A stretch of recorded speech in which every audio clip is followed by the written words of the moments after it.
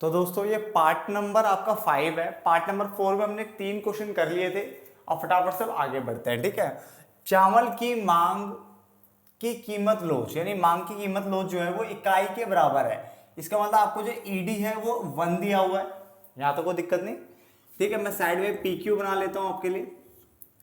अब ये कह रहा है कि एक परिवार 1 रुपए प्रति किलोग्राम, यानी जब आपको चावल जो है 1 रुपए, चावल जो था 1 रुपए प्रति किलोग्राम मिल रहा था, तब परिवार 40 किलो जो है गेहूं क्या मांग कर रहा था।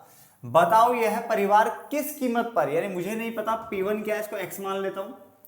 ठीक है, गेहूं की 36 किलो की मांग करेगा, 36 किलोग्राम की मांग करेगा। तो ये छोटा सा क्वेश्चन है, समझ में आ गया होगा ना। तो बनाना स्टार्ट करते हैं। देखो ईडी का फॉर्मूला होता है आपका माइनस का साइन P अपॉन में Q into delta Q upon में डेल्टा P। समझ में आ रहा है? ठीक है, जहां पे ईडी की वैल्यू 1 है, ये माइनस ऐसे रहेगा, P हमारा 1 है, Q हमारा ये होता है बेटा 40 इंटू डेल्टा Q निकाल लेते हैं। यहाँ पे डेल्टा Q कैसे निकलता है, Q1 माइनस Q, यानी नए वाले Q में से पुराना वाला Q घटाओ, तो 36 माइनस 40 इजगल टू माइनस का 4। यहाँ तक समझ में आ गया। देन डेल्टा P भी निकाल लेते हैं, P1 माइनस P, P1 कितना है x में से 1 घट जाएगा। यहाँ तक समझ में आ गया। अब हम फटाफट से वैल्यू रख लेते हैं, माइनस का 4 और यहाँ आ जाएगा x माइनस 1, माइनस से माइनस वैसे कैंसिल हो जाएगा, ये आ गया 10। ठीक है, अब 10 देखो माइनस से माइनस खत्म हो जाएगा, यहां बचा क्या 1 इजगल टू 1 अपॉन में 10 और मल्टीप्लाई में x माइनस 1 बचा। इसको इधर भेज देता हूं, तो 10 x माइनस 1 इजगल टू 1। अब चाहे तो आप 10 को डिवाइड में ले आओ या फिर सॉल्व कर लो, कोई दिक्कत नहीं। तो 10x माइनस 10 इजगल टू 1। मैं देखो 10 की दोनों से मल्टीप्लाई की, पहले इससे मल्टीप्लाई होगी और फिर इससे मल्टीप्लाई होगी। क्लियर हो गया? यह आएगा 10x, ये 10 माइनस का वहां जाके क्या हो जाएगा, प्लस का हो जाएगा। 10 माइनस का तो वहां जाके प्लस का हो जाएगा ना। तो 10x इजगल टू कितना हो गया 11, तो ये आ जाएगा 11 अपॉन में 10। अब देखो जो नीचे है उसमें एक ही जीरो है, तो एक के बाद डेसिमल लग जाएगा, तो x इक्वल टू क्या आ जाएगा 1.1। इसका मतलब ये हुआ जो आपका P1 है उसकी वैल्यू बेटा 1.1 है, यानी ये प्राइस जो नया प्राइस निकला है वो 1.1 निकला है। फटाफट से नोट डाउन कर लीजिए। अब इस क्वेश्चन को ध्यान से देखिए बच्चे। ठीक है, देखो बहुत सारे बच्चों का बोलना है कि फटाफट से ये दे दीजिए वो दे दीजिए। देखो मन तो मेरा भी करता है बहुत सारी वीडियोस आपके लिए बनाऊं, बट एक बार बताऊं मेरे पास अब जैसे देखो स्मार्ट बोर्ड तो है नहीं कि मेरे पास सब कुछ PDF फॉर्म में या इमेज फॉर्म में सब कुछ ऑलरेडी पहले से तैयार होकर मैं फटाफट से समझा दूं। मुझे बेटा पहले लिखना पड़ता है, ठीक है, कंटेंट ढूंढना पड़ता है, बनाना पड़ता है, समझना पड़ता है कि आपको कैसे आसान वे में मैं उसको बता सकूं। तो बेटा थोड़ी तैयारी तो करनी पड़ती है। ठीक है, उसके बाद फिर लिखो, देन उसके बाद फिर उसको प्रॉपर वीडियो बनाने के बाद उसकी एडिटिंग करो, देन एडिटिंग के बाद फिर उसे अपलोड करो। काफ़ी टाइम लगता है एक वीडियो बनाने में। ठीक है, तो जितना मुझसे पॉसिबल हो पा रहा है मैं आपके लिए वीडियोस देखो देता जाऊंगा, और कल शाम तक यानी लगा लो कल रात तक जितनी वीडियोस आ सके ये माइक्रो से रिलेटेड या स्टैट से रिलेटेड अगर कोई वीडियो बने तो मैं आपको फटाफट से देखो अपलोड करके आपको दे दूंगा। अपने पास रख के तो मैंने करना क्या है, ठीक है ना। तो मेरी तरफ से पूरी कोशिश है आपके लिए बैक टू बैक वीडियोस बनाने की। जैसे मैंने स्टैट ऑलरेडी कंप्लीट करा हुआ है, माइक्रो में भी जो जितना हो सकता है मैं आपके लिए करने को तैयार हूँ। ठीक है ना, बस आप भी क्या सहयोग देते रहे, जैसा आपने अभी तक साथ दिया मेरा, आगे भी देते रहे। ठीक है ना, तो ये वाला क्वेश्चन करें फटाफट से। देखो यहाँ पे लिखा है एक वस्तु की मांग की लोच, यानी आपको ईडी जो दिया हुआ है वो माइनस में 2 दिया हुआ है। ठीक है ना, मैंने कहा था माइनस जो है ये नेगेटिव रिलेशन यानी इनवर्स रिलेशन को, विपरीत संबंध को शो करता है। ठीक है ना, इसकी कीमत में वृद्धि के फलस्वरूप, देखो P और Q बना रहा हूं मैं यहाँ पे, कीमत में वृद्धि के फलस्वरूप यानी जो कीमत बड़ी होगी तो मांगी गई मात्रा 300 इकाइयों से 150 इकाइयां हो गई। तो पहले 300 रही होगी फिर 150 हो गई है, यानी कीमत बढ़ने के कारण जो इकाइयां थी, मांग थी, वो 300 से 150 हो गई। ये तो समझ में आ गया आपको। तो कह रहा है कि बढ़ी हुई कीमत ज्ञात कीजिए, यानी ये बढ़ी हुई कीमत तो बेटा नीचे वाली होती P1, ठीक है ना, उसको ज्ञात करना है। जबकि प्रारंभ में यह 20 रुपए थी, तो 20 रुपए यहां पे दे रखा है। बात को समझना, कीमत बढ़ने पर आपकी मांग 300 से 150 हो गई, तो 300 से 150 मैंने लिख दिया। तो कीमत बड़ी होगी तो गारंटीड पहले कम रहेगी फिर ज्यादा ना, तो बड़ी भी कीमत को हमने x मान लिया। ठीक है ना, तो इससे पहले क्या थी, प्रारंभ में ये 20 रुपए थी। यहां तक समझ में आ गया। अब वही चीज हम ईडी का फॉर्मूला लगाएंगे। क्या होता है बेटा, माइनस P अपॉन में Q into delta Q upon में डेल्टा P। बात समझ आ गया। यहाँ पे मैं डेल्टा क्यू निकाल लेता हूँ आपके लिए। डेल्टा क्यू निकलेगा Q1 माइनस क्यू, यानी 150 माइनस 300, यह आ जाएगा माइनस का 150, क्योंकि 300 बड़ा है हमारा, उसके आगे माइनस का साइन लगा हुआ है, ठीक है। ऐसी डेल्टा P निकल जाएगा P1 माइनस P, यानी x माइनस 20। यहाँ तक कोई दिक्कत किसी को नहीं। अब मैंने आपको देखो पहले ही बताया था कि कभी भी ईडी आपको माइनस में दिया हो तो उस माइनस के साइन को आप इग्नोर कर सकते हो, क्योंकि ऑलरेडी मैंने यहाँ लगा दिया है। तो या तो आप यहाँ पे देखो, अगर आप यहाँ -2 लिखते हो तो फिर ये वाला साइन भूल जाओ, फिर यहाँ मत लगाना माइनस, सीधा P अपॉन में Q लिख देना। 20 अपॉन में Q कितना आपका 300, पहले ये P होता है, ये Q होता है, ये P1 होता है, Q1 होता है, पता है। तो P अपॉन में Q आ गया into delta Q। Delta Q कितना आपका माइनस का 150, और डेल्टा P कितना है x माइनस 20। तो देखो या तो ये तरीका कर लो, और अगर आप यहाँ माइनस यहाँ नहीं लगाते हो, इधर नहीं लगाते हो, तो फिर इधर लिख दो। देखो एक जगह आपको माइनस रखना है, ठीक है, या तो यहाँ रखो या तो रखो। इसलिए मैं तो बोलूंगा इस माइनस, जब भी माइनस में दिया हो तो माइनस इग्नोर मार देना, सिर्फ 2 वैल्यू लिखा करो, बस में कोई दिक्कत नहीं ना। चलो तो सॉल्व कर लेते हैं। सबसे पहले माइनस से माइनस का कैंसिल हो ही जाएगा, 150 दूनी 300 होता है, और ये कट के कितना हो जाएगा 10 हो जाएगा। तो ये आ गया आपका माइनस माइनस खत्म हो जाएगा, माइनस में प्लस 10 बच जाएगा, नीचे बचेगा x माइनस 20। यहाँ समझ में आ गया। इसको उठा के उधर पटक देते हैं, तो 2x माइनस 20 ब्रैकेट में रहेगा इक्वल टू ये, अब 2 की इससे भी मल्टीप्लाई होगी, इससे भी होगी, है ना। तो ये आ जाएगा 2x, 2 2 4 40, अब ये आ जाएगा। तो 2x इक्वल टू 10, 40 माइनस का वहाँ जाके प्लस का हो जाएगा, तो 2x इक्वल टू 50, तो x इक्वल टू 50 अपॉन में 2, तो x इक्वल टू कितना आ गया 25। तो आपका जो P1 है बेटा वो कितना आ गया ₹25, वो कितना आ गया 25 रुपये आ गया बेटा आपका, कितना आ गया 25 आ गया। फटाफट से नोट डाउन करो, ठीक है, कोई भी कठिन क्वेश्चन नहीं है, फटाफट से बस करते चले जाओ। अब इस क्वेश्चन को ध्यान से देखिए, क्वेश्चन नंबर 6 देखो इसमें क्या लिखा है। जब एक वस्तु की कीमत में, यानी वही P और Q में बना रहा हूं, जब एक वस्तु की कीमत जो है 10 रुपए से 15 रुपए हो जाती है, ठीक है ना, 15 रुपए प्रति इकाई की वृद्धि होती है, तो वस्तु पर होने वाला कुल व्यय, देखो ये भी रुपए में दिया हुआ है, इसका तो क्वांटिटी इस बार आपको नहीं दी है, तो कुल व्यय लिखा है। तो एक तरह से अगर देखा जाए तो बेटा कुल व्यय विधि से सॉल्व कर सकते थे इसे, ठीक है ना, बट जरूरी नहीं है बेटा। देखो अगर पेपर में जब कुल व्यय विधि से सॉल्व करने के लिए बोलेगा तो ही आप सॉल्व करते हो, ठीक है। इसका मतलब मैं अभी आपको कौन सा करा रहा हूँ, प्रतिशत विधि करा रहा हूँ, मैंने आपको बताया था आनुपातिक विधि करा रहा हूँ, तो अभी मैं उसी की बात करूंगा, अभी मैं कुल व्यय की बात नहीं करूंगा। और एक और चीज मैंने चेक किया है, कुल व्यय विधि आपके इसमें आ रहा है, बस तीसरा मेथड नहीं आ रहा है इस बार, कुल व्यय विधि आ रहा है, ठीक है। तो कुल व्यय विधि का एक ही पार्ट बनेगा, ज्यादा कुछ खास नहीं है, जलाशय हो तो मैं करवाऊंगा उसे, बट अभी मैं प्रतिशत विधि से करवा रहा हूँ, तो मैं प्रतिशत विधि को ही लेके चलूंगा। तो ऐसे केस में देखो अब इस बार कुल व्यय दिया हुआ है, ये भी रुपए में है और ये भी रुपए में था, तो ये तो हमें कीमत दे रखा था, साफ साफ कीमत लिखा हुआ था, तो कीमत में लिख दिया।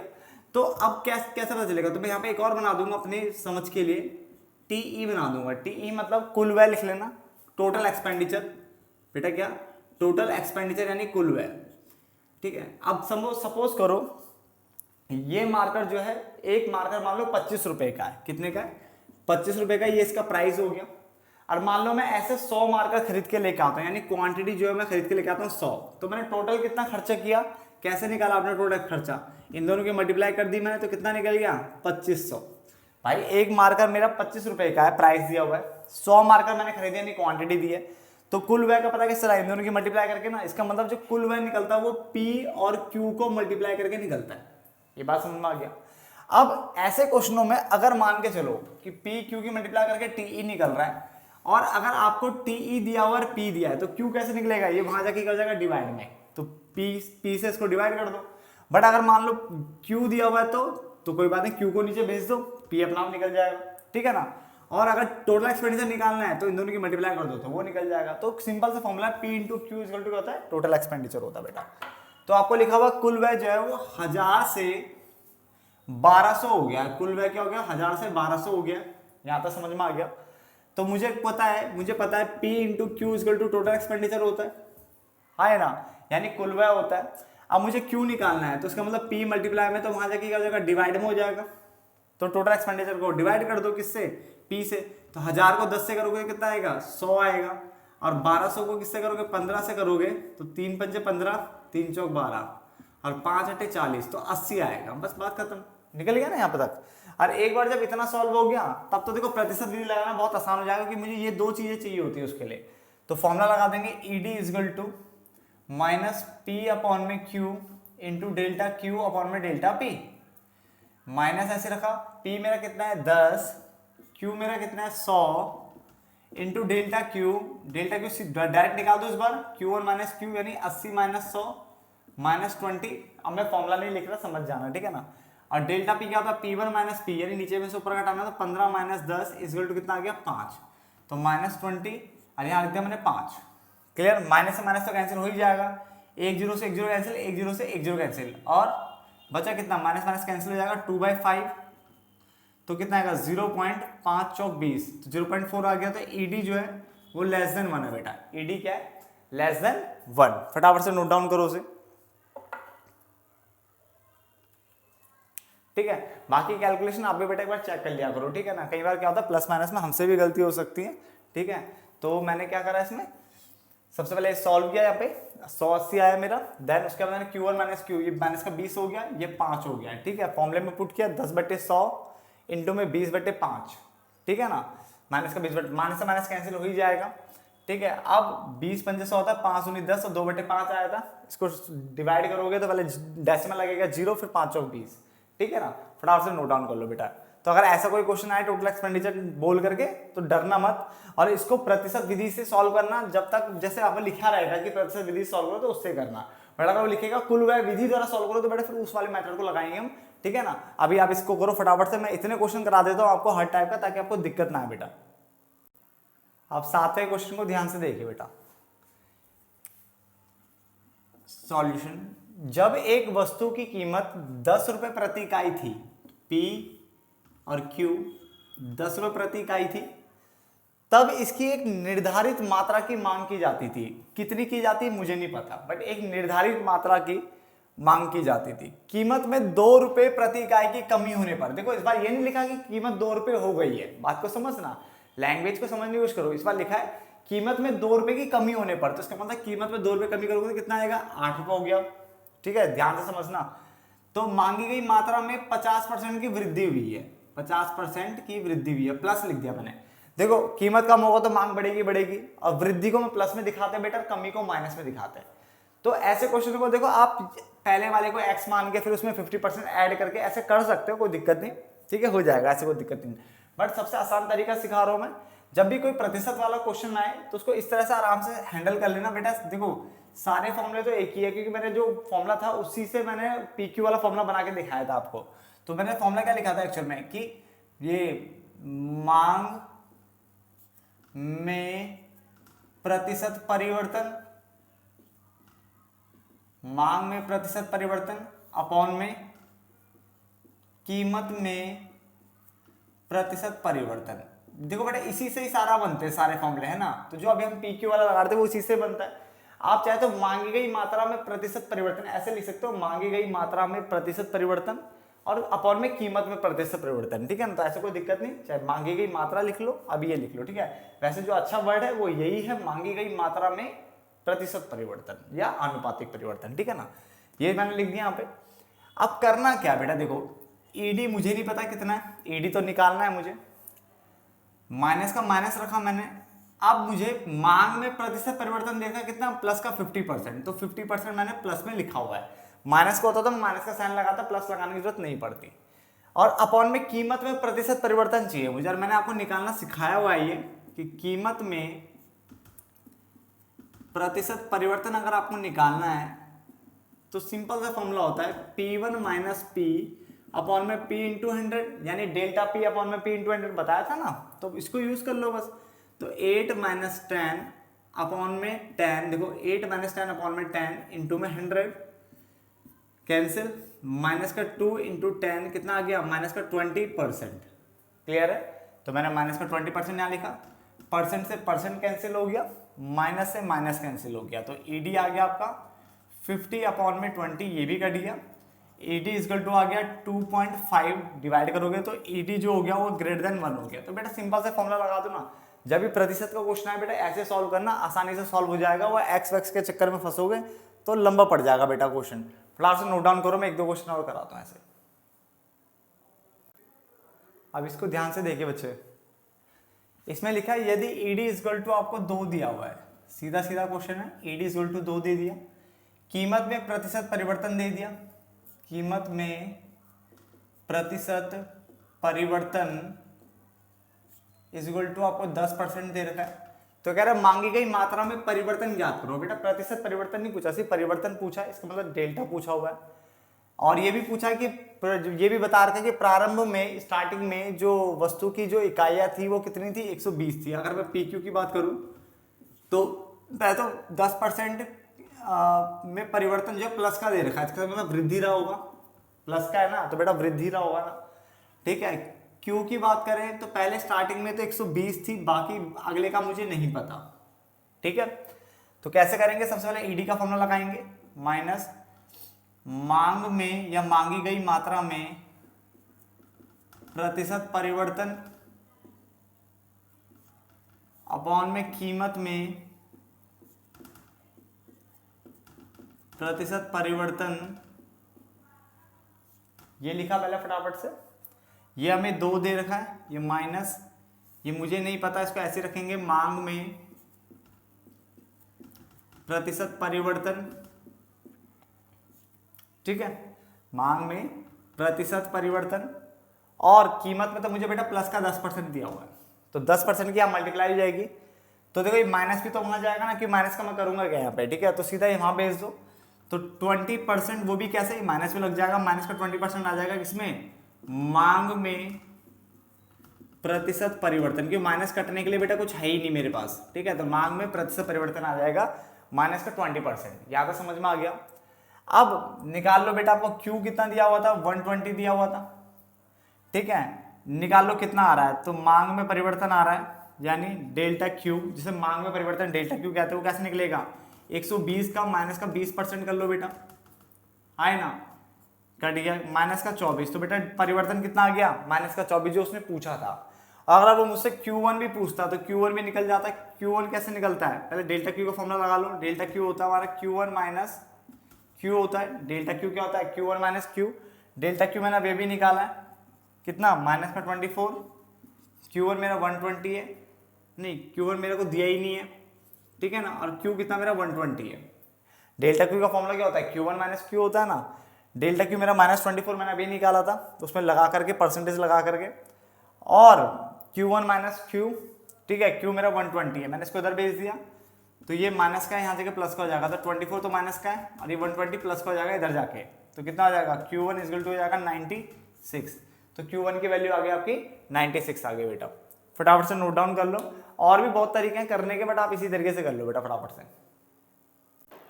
तो दोस्तों अगला क्वेश्चन देखिए, देखो आप भी जानते हो मैं रफा दफा नहीं कर रहा हूँ, मैं हर तरह का क्वेश्चन आपको करा रहा हूँ, ठीक है, इसलिए थोड़ा पार्ट्स भी ज़्यादा बन जाते हैं, ठीक है।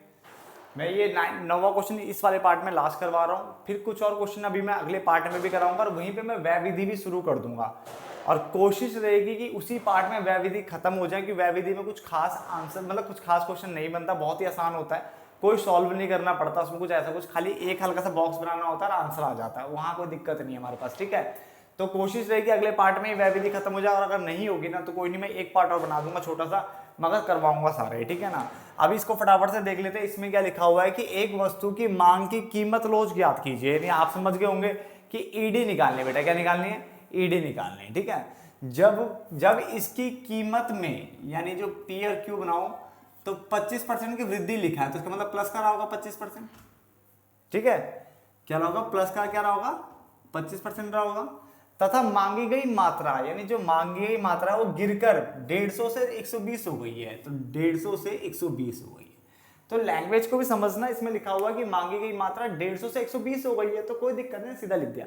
अगर ऐसे लिखता हूं, मान लो कि आपकी पहले मात्रा 150 थी और अब वो 50 से गिर गई है, 50 से कम हो गई है, तो फिर 100 लिखते हम, भाई 50 से कम हो गई तो 150 से 50 घटाए 100 आ जाता है, या 70 से गिर गई है तो 150 में 70 घटाते इतना आ गया। अब ये बोला 150 से गिर के अब 120 तक हो गई है या 130 हो गई है, तो ऐसे में जो अगली फिगर वही रहती है, बट इतने से कम हो गई ऐसे बोलेगा तो कम करना पड़ेगा फिर, ठीक है ना, लैंग्वेज पढ़ना बेटा। अब इसमें हम क्या करेंगे, सिंपल सा परसेंट वाला, तो ईडी लगाएंगे, क्या होता है, माइनस, सबसे पहले मांगी गई मात्रा में प्रतिशत परिवर्तन अपॉन में कीमत में प्रतिशत परिवर्तन। ठीक है बच्चा, यही होता है। ईडी ऐसे रखेंगे माइनस, सबसे पहले यहां तो हमें प्लस का 25% दिया है, ठीक है, प्लस का साइन लगाने की जरूरत नहीं होती है, बट मैं ये निकाल लेता हूं मांग में प्रतिशत परिवर्तन कैसे निकलेगा। मांग में प्रतिशत परिवर्तन कैसे निकलता है, सेम वही formula Q1 minus Q upon में Q इंटू 100, ये हमारे पास फॉर्मूला है। Q1 कितना मेरा 120 माइनस 150 अपॉन में Q कितना 150 इंटू में 100, तो Q1 माइनस Q अपॉन में Q इंटू में 100, ठीक है ना। 1 0 से 1 0 कैंसिल हो गया बेटा, इसको मत काट देना अभी, पहले माइनस होगा फिर उसका कट जाएगा, ठीक है ना। तो कितना आएगा, माइनस का 30 आएगा क्योंकि 150 बड़ा अपॉन में 15 इंटू में 10 बचा हुआ है, तो 15 दूनी 30 हो गया, तो माइनस का 20% आ गया। एक चीज और दिमाग में बेटा याद रखना, आपने ठंडे दिमाग से क्वेश्चन करोगे तो सारे हो जाएंगे। देखो उसमें बोला कीमत बढ़ी है तो गारंटीड है इसका आंसर माइनस में आगे घटा होगा, और अगर कीमत घटी होती तो आंसर प्लस में आता, तो प्लस माइनस के साइन को आराम से सॉल्व हो जाएगा अगर थोड़ा सा थ्योरी पता है और ये चीज पता है रिलेशन, ठीक है ना।